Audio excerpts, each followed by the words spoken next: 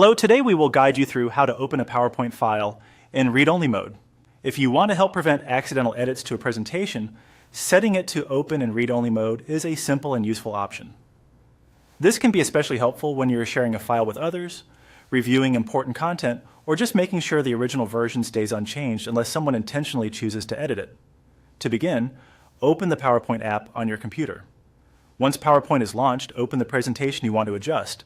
Make sure you're working with the correct file before changing any settings, since this option will apply to the presentation that is currently open. Next, look to the top left corner of the PowerPoint window and click on File.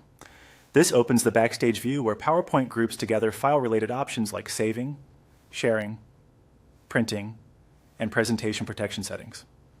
If you're not used to navigating this area, don't worry.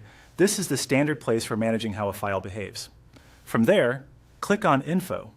The Info section gives you details and control options for the presentation you currently have open.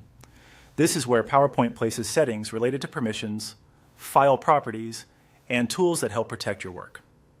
In the Info area, click on Protect Presentation. This menu includes several options designed to control how others interact with the file. It's useful when you want to limit editing, mark a file as final, or guide how the presentation should be opened. After opening that menu, click on Always Open Read Only. This tells PowerPoint to prompt anyone opening the file to do so in read-only mode by default.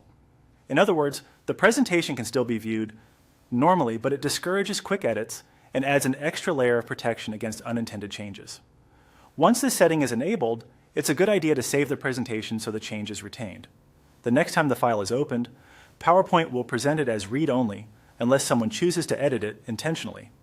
That's all it takes to set a PowerPoint file to open in read-only mode. It's a quick setting, but it can make a big difference when you want to preserve the integrity of your presentation.